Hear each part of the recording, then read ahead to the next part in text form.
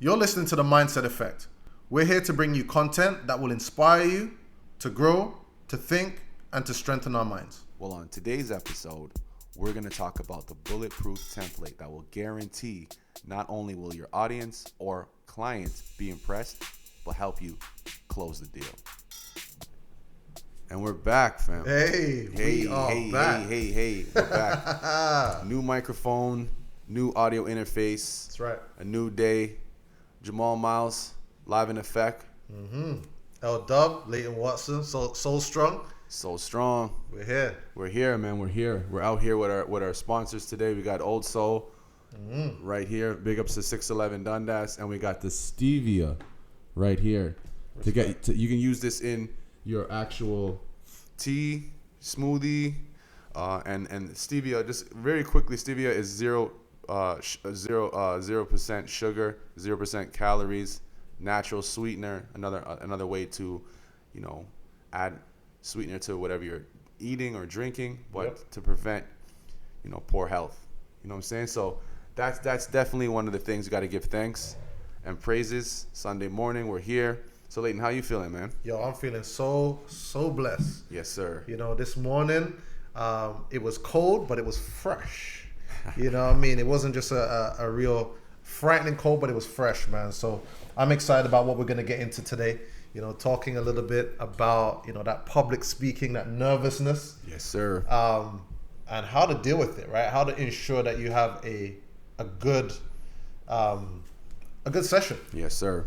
Yes, sir. A good session, a good mindset, and we're getting started early, One of the things we want to work on is developing that winning mindset, being a winner, knowing you can do it, knowing it can be done, building a plan, executing. And one of the things I wanted to talk to, Leighton and I were talking about it earlier this week, and a few of my colleagues were also talking about this, is the importance of having confidence when presenting in front of a particular client, in a room full of people.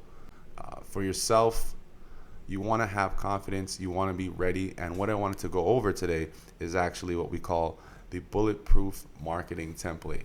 Now, I had bulletproof, fam.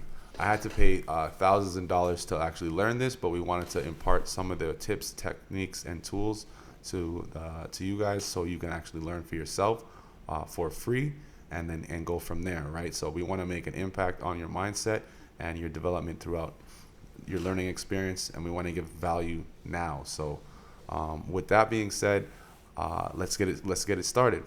All right, man. So yeah, Jamal, let's talk about step one, man. Why don't you break it down?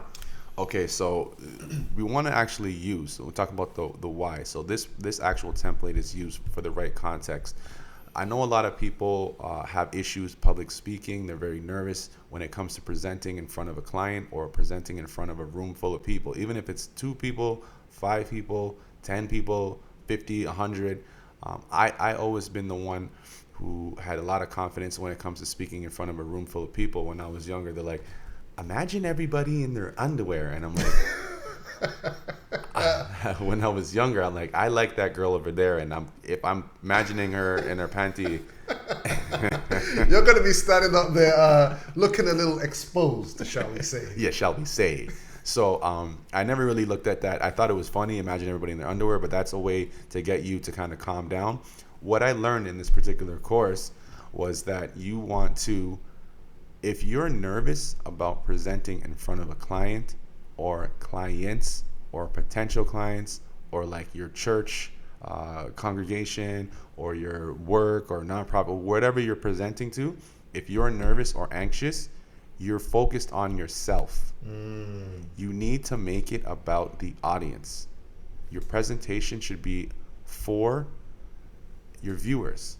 So with that being said, once I learned that and understood that concept, it immediately cut my anxiety and nervousness by 50%. Bro, can you repeat that, man, about being focused on yourself? Absolutely. So if you're focused on yourself, okay, that's where the anxiety comes. That's where the nervousness comes. That's where the indecision comes, right? That's when you're like, oh, what if I say something wrong?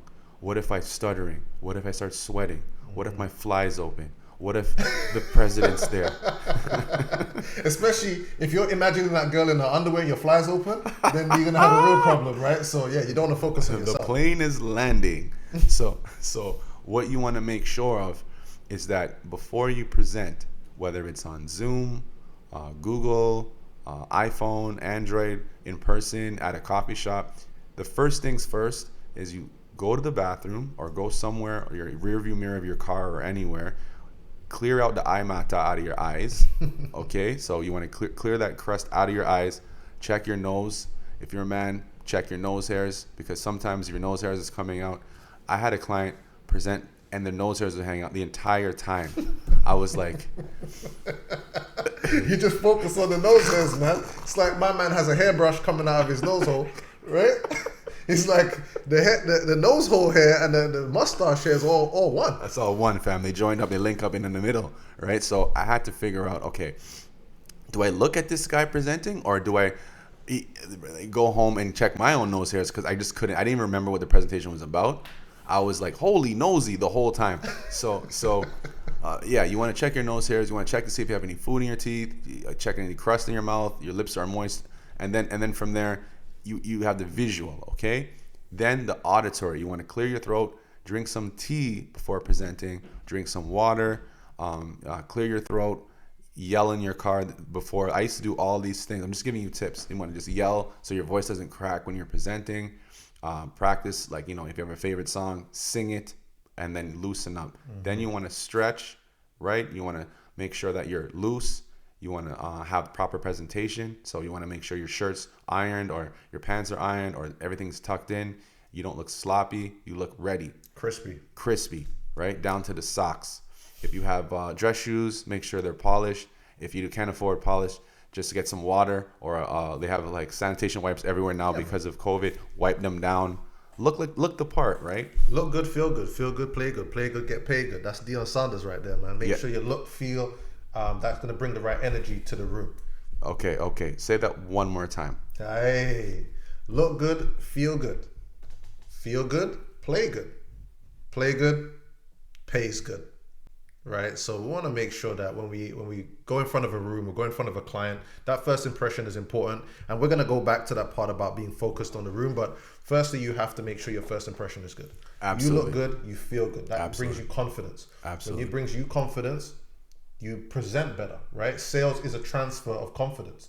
And so when you transfer that confidence in how you look, you get that reciprocated from the audience. And then your audience believes in you. And now this is your opportunity to do whatever, whether it's a sales situation or you're presenting for a promotion or whatever it may be. That's how you're going to get paid, because you've presented with confidence your idea or your belief or your presentation, your pitch, your service, whatever it is. So look good, play good, pay good. Absolutely, 100%. So that's just the mindset, because this is the mindset effect. We want to have the proper mindset before even stepping onto the field, right? No doubt. Or stepping into the office, or pressing record on the podcast, or going to write down your business plan. Whatever it is, you want to have the mindset first and foremost, so you can actually then take it to the next level when it's time to perform. So we got the voice practice, audio practice, close practice. Then you want to realize, why am I doing this? What are you doing? What's the goal? Mm-hmm. What is the outcome that you want? And then you work your way backwards. So if the outcome is, I want this client to close on this contract, or I want to get a second interview for this job, or even get the job, or I want to present in front of my boss or manager or panel or potential clients, you think of the outcome, visualize that, and then work backwards to the beginning. And then that will lessen your anxiety and nervousness as well, because you want to make your presentation about the audience. Mm-hmm. You don't want to make it about yourself. Right. I've been with my brother over here to see guys do a presentation, and I'm going to ask you guys, have you ever been to a presentation where you sat down, and you immediately knew, I'm taking out my phone and I'm getting it in on Instagram right now, because I'm not going to learn anything. You just start strolling. Yeah. It's like, all right. Yeah, it happens, because when somebody goes in front of the room and they're like unprepared and they're making it about themselves, right? All they're doing is telling you how amazing they are, how great they are. And you're like, yeah, what's in it for me, right? You're just listening. And all that happens is they start talking right away. Yeah. Oh, you need to do this, you need to do this. They haven't really got an understanding of who you are, why you're here, why you should even listen to them. Absolutely. Right? So it is important, firstly, as Jamal said there, man, right at the beginning, make sure that you're cleaned up, you're ready to go, you're prepared and whatnot. But then when you get in front of your room, it's about the audience. Yes, what sir. do they want? What do they need? Yes, Why sir. are they here? Right? And, that leads me to, one of the first points is about scanning the room. So yes. So number one, thank you, brother. Number one is you want to scan the room. So when you stand in front of the room, so now it's time to do the interview or the presentation, okay? You're already thinking, okay, I need to make this about the audience, whoever I'm presenting to. So the first thing you want to do is you want to have a connection. So immediately what people do is they're late. So you want to be on time. You want to be even before time. You always want to be the first to the party. Remember that. So you always want to be the first to the party. What that basically means is if the interview is at 9 or the presentation is at 9, don't come at 9. That's a rookie mistake. You want to be there at 8:40, 8:45 so you can scan, see the settings, see the setup, set up your equipment. I'm talking about 8:40 to 8:45, the latest, not the earliest. I'm there before anybody's there because I want to see who's coming, the audio equipment, what room, scan the exits in case of a fire or emergency, the bathroom, how far it is, where my car is parked, so if I forget something, I can run back. You want to have everything ready, okay? Man, you're James Bond, you checking the exits, you're checking everything, bro. I check everything because I'm black, No number doubt. one, and I don't have the luxury of failure. Right. I'm just keeping it real, okay? So 100. that's just my mindset. So I actually scan everything first, and then before I'm presenting, everyone's looking at you. So do not start talking. Like some people have verbal diarrhea. They'll set up their PowerPoint. They'll immediately just start not even saying good morning. They just go, okay, now we have Leighton Watson. And then Leighton will just come and just start presenting. You'll pull up the PowerPoint and it's like in size 5 font and there's 1,000 letters and you're just reading you the presentation. Oh my gosh, that's the worst, bro. Right? So have you ever been to a presentation where somebody's actually reading the presentation to you? Like, bro, just sit down next to me and I'll just read this and you Read can it just myself. change the slides. Like, Send me the handout. when you do a presentation, okay, this is from my presenters. If you do a PowerPoint presentation, no words. There's absolutely no words. The words are coming out of you. It's just images, fam. Okay? So right away, that's a major key. I'm going to add that as well to my own notes. Because as we're doing this, we're getting better and we're taking notes for ourselves. But Absolutely. you want to actually have just images. And the reason why you want to have images is because people, the way that they see in their mind, okay, in their perception or imagination is based on images. The person who mastered that the best was Steve Jobs. Beautiful. If you have an iPhone, that's why. He's somebody, Walt Disney as well. They think in images, right? For all my hip hop fans, Pharrell Williams, you've heard of Pharrell. He sees sounds. He's also sees in images. Kanye West, same thing, images. And images are so powerful because I can put a picture of a Rolls Royce or a picture of a fire or a picture of a baby and look, I'm scanning the room. I can see everybody's actual emotions. Right. Okay. And I think that's critical. Go ahead, talk it. So that's the scanning part. You're scanning to see who's in the room, who's the joker, who's the alpha, Yes. who's the married guy who's late and his shirt's untucked because he Yes. had to drive his kids to school. Yes. Who's the decision maker? Yes. Who's the angry female in the room who's just angry because that's her role in the company? Who's the young kid who's learning everything? Who's the gopher? You want to scan and see. Okay, you know what? These are the people that are gonna buy, or these are the people I'm gonna influence. Let me talk directly to them. It's like Yes. a DJ who's scanning the room as he's playing. Eventually, he'll see 2 people dancing. He just plays to those 2 people, and everybody else will fall in line. 100%, man. You already know that. You already know that. No, absolutely, man. I know exactly. I agree with you wholeheartedly. Like when I would present in front of a room and you'd see a group of people start filing in, right? Some people are loud, obnoxious. Some people are quiet, sitting down. Some people pull out their pens and papers and they're ready. You kind of have a feel of who is going to be that person that you use and play off if you're having interaction in your presentation, right? The person who's going to ask the questions, ask the good questions, the quality questions, and the people who are there to kind of just trip you up for whatever reason. Absolutely. You've got to have a plan. You've got to be prepared for it by scanning the room, seeing what's there, seeing what's coming on, who's here, where they're sitting, how you're going to project. So take that moment right at the beginning of the presentation to see what's going on in the room. Absolutely, brother. Absolutely. So that's the first thing is scan. And this episode's going to be deep, so I want you guys to get a pen and paper or listen to this again because we're about to get real deep. So the first thing is do not say anything for at least 15 seconds. Yes, silence. Ooh. You're just looking, connecting. Anybody who's talking or on their phone is immediately going to be like, why isn't this person talking? Once you scan the room for about 15 seconds, you have everybody's attention. Then start talking. All right? Number 2, you want to ask 2 polling questions. And what that is, for all my people who go to the mosque or who go to church, you can relate. Have you ever been to a presentation in the church or in the mosque or even at school? Or for my party goers, which is a different type of church for them, in a party, the DJ goes, how many people know this song? Show of hands. Mm-hmm. Okay, that's a polling question. Yep. In church. Have you ever been down on your luck? Can I get an amen? That's a polling question. And you know what I'm saying? So, Yep. you know, or for our Caribbean parents, what did I tell you to do? Look at my face. Look at me. That's a polling question. Right, and what right. it basically does is when somebody asks you to do something and you do it, they know right away. It's the little sales. So if I can get you to give me a show of hands or nod your head, Right. if I do that 25 times, when it's like this product is $5,000, I know you. You already said yes to me 25 times. 100%. So this is a polling question to get people to buy in early. Yes. The people who have their head down in Instagram land, those people will weed themselves out. Like if they come to ask me a question, I'm not even gonna really. I'll just refer them to the website or whatever, right?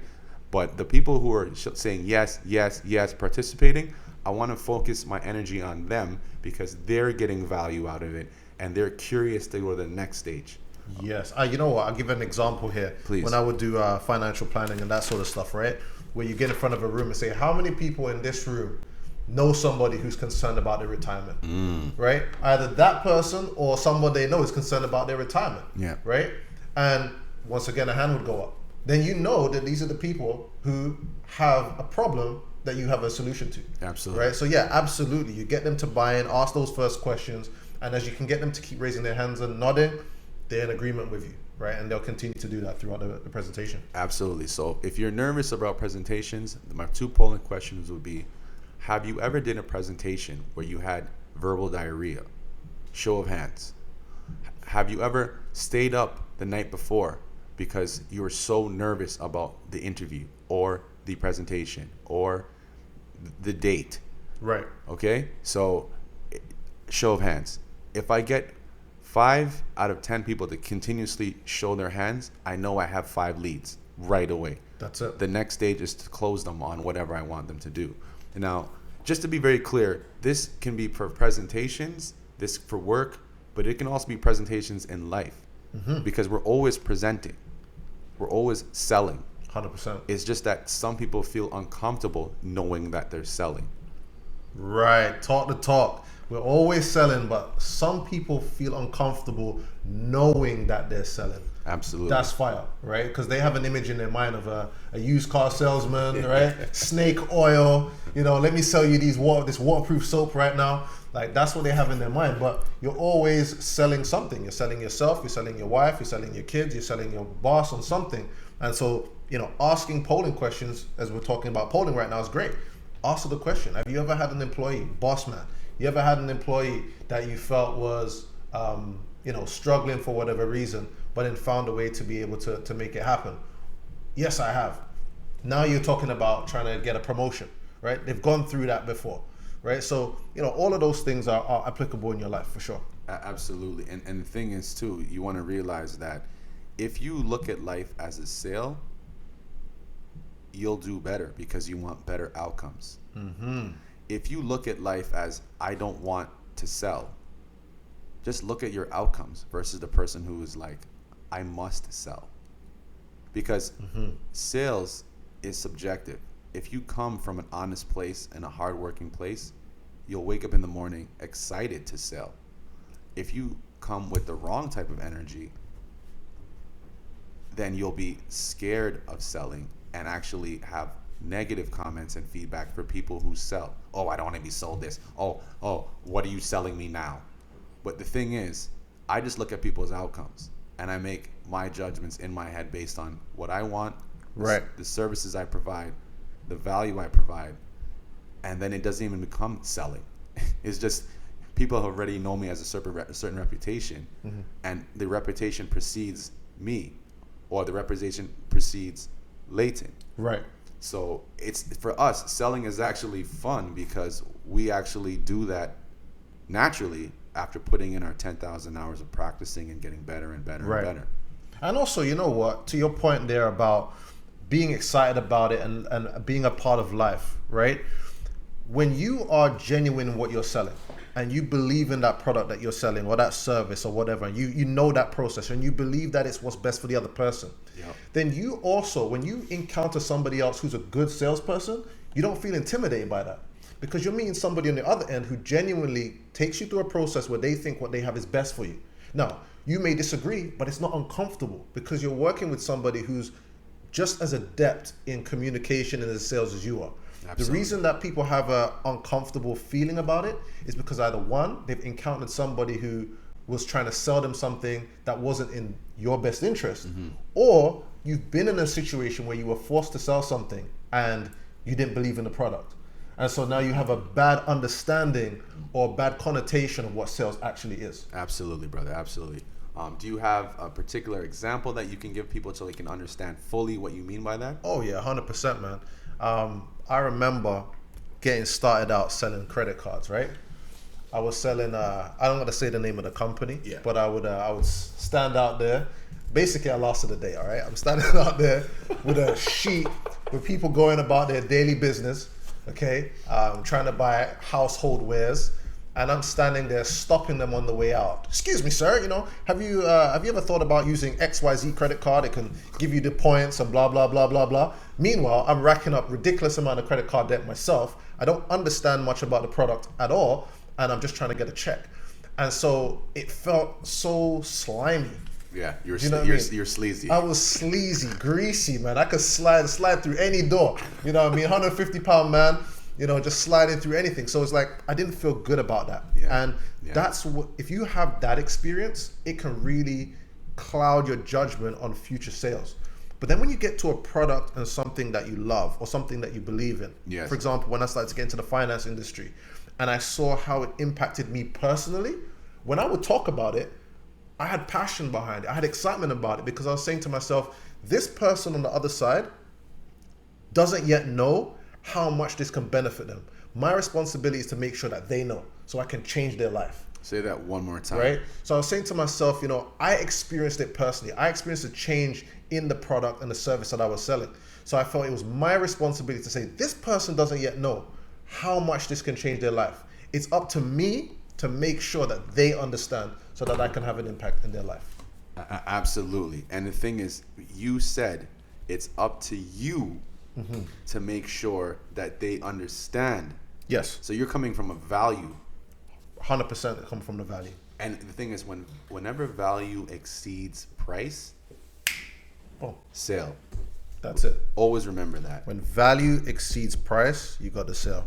Yes, sir. And the reason why is because the person is willing to impart with their money, knowing that they've gotten a deal, knowing that they can invest their money in this product or service because the service or product is worth more than the money that they're giving away. Easily. I mean, it's basic math. If I tell somebody right now, look, you pay me $20 today, this is going to give you $300 tomorrow. The sale is demonstrating how that works. Yes. Right? They say, oh, really? Can that really happen? Yes. Let me show you how. And you walk them through the process and they see how. Great. Obviously, now it makes sense. Yes. You've built that trust. You've built that relationship. You've demonstrated it. They hand over the $20 and in a few weeks, boom, they get $300. How do you think that person feels? Do you have any problem selling that now? when you've said that it goes from 20 to 300, whatever it is, just as an example, and it happens. Absolutely. You feel good, it builds confidence in you, Yeah. you feel confident selling it, and that person becomes your biggest advocate. So it's important to make sure that you believe in the product that you're selling and that it works. And when it does, boom. It must sell. Must sell. Right? I will because I must. No doubt. Okay. The next stage. After you scan the room, you ask 2 polling questions, you've gotten the person to participate. If it's just a one-on-one, have you ever works perfect. Have you ever sat in traffic and wondered, hey, I can park my car on the Don Valley and walk there faster? Yeah, Don Valley is bad. Have you ever stepped outside in February and wondered, what am I doing in this country? Why is it so cold? You want to get them to actually say yes as soon as possible, okay?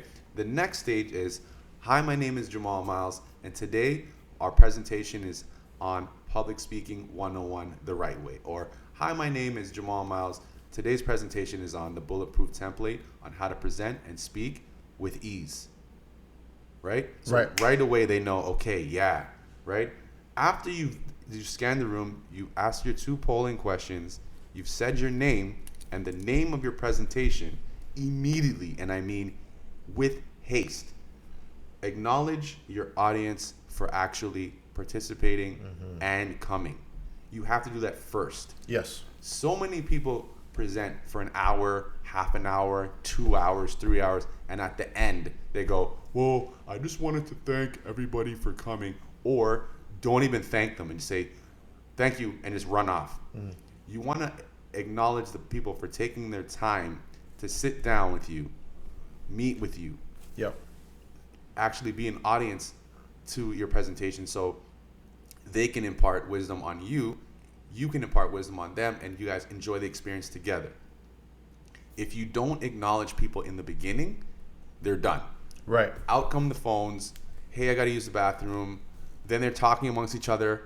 You don't want anybody talking. You want them head down and writing. Yes. Head down writing. Because when you're speaking to them, when you're presenting, it's not a presentation. It's an experience. Right. And when you have an experience, you separate yourself from other presenters, other coworkers, other colleagues, other possible contractors. You want to give them an experience. When you leave, the lights turn off. Right. So in martial arts, my sensei always tell me, when you walk in the room, you turn the lights on.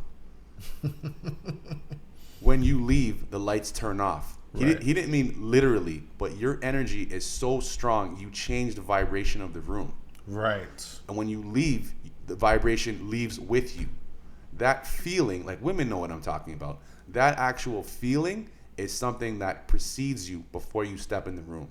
And as you practice more and more and more, you'll get better and better and better to the point you can present to millions of people.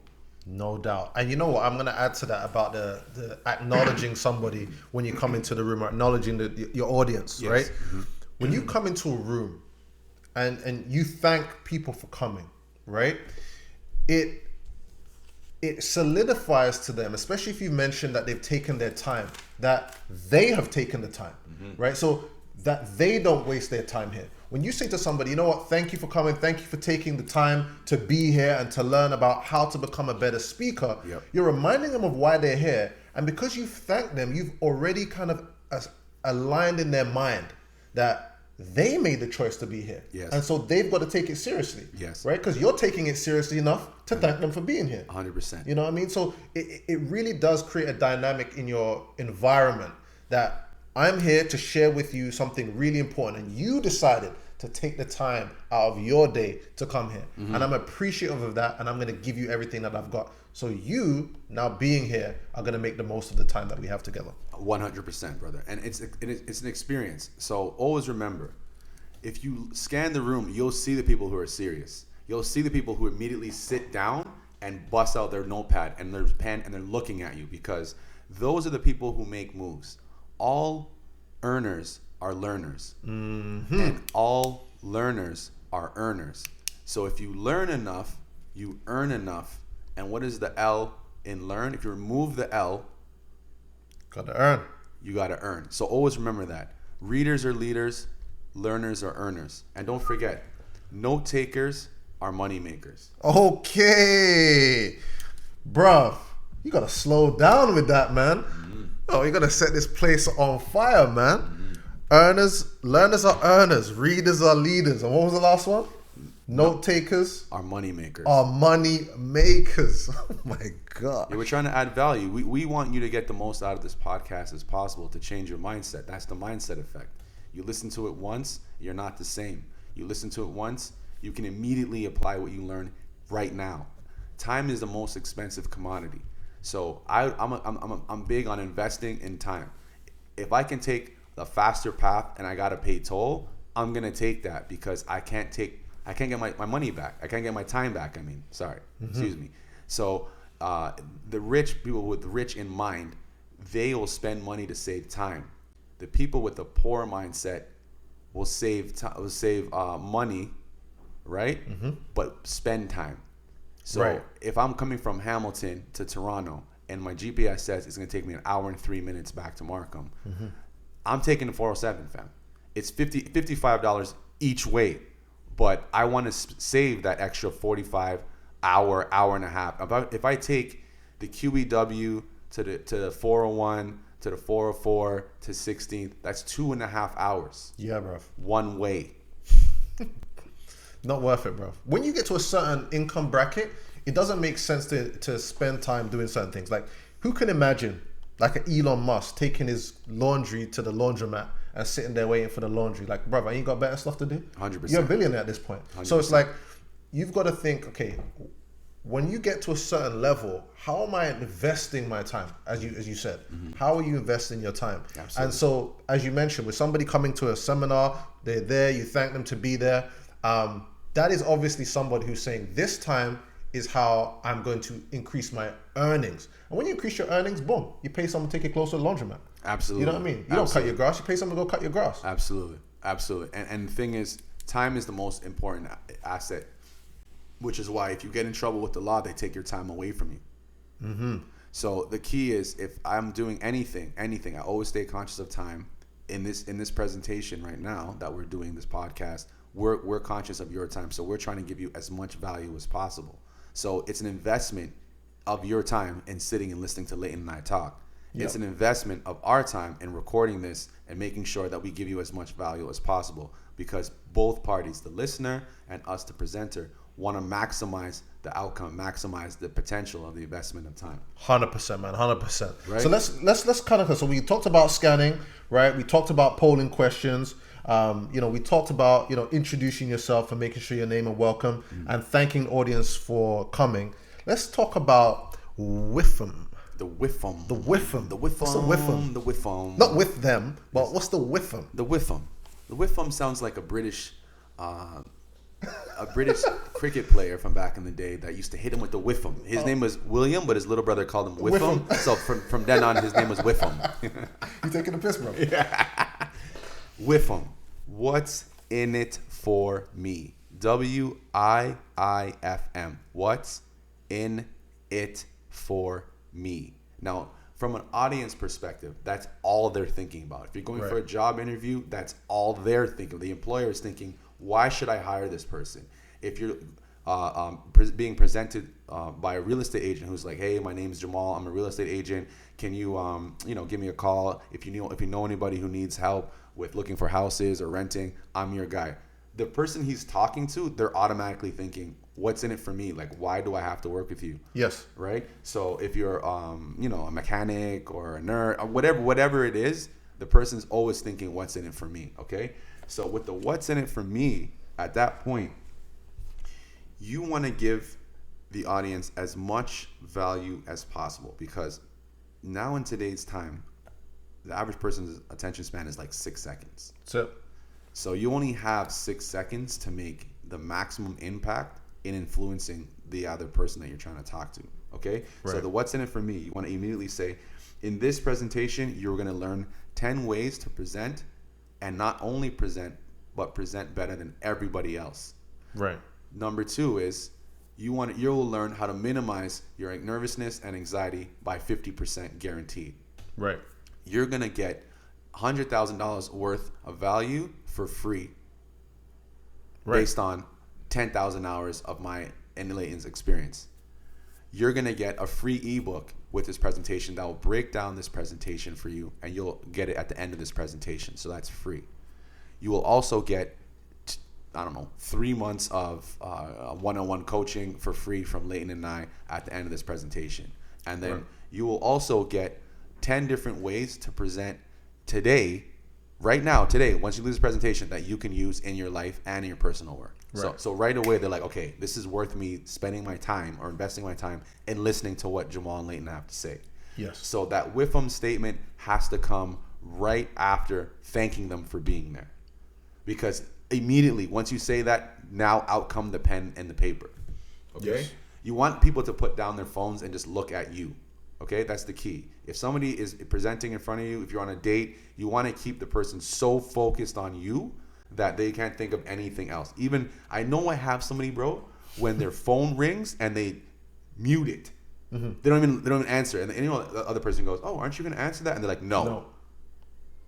You want them to be that focused, right? Right. Okay. So immediately after what's in it for me, then you got to earn the right. And this is so key. Leighton, you're in sales. Talking. Earn the right, okay, means ask them for permission. Have you ever been in a store where a clothing store or Foot Locker or any of these stores, a clothing store, a grocery store, anywhere, home hardware store? They never do this, but when you walk in the store, especially, right? You walk in the store, you're looking around, and somebody goes, "Is there anything I can help you with?" Mm-hmm. Okay, you just walked in. They like pop out of one of the racks or something like, "Hey, is there anything I can help you with?" Like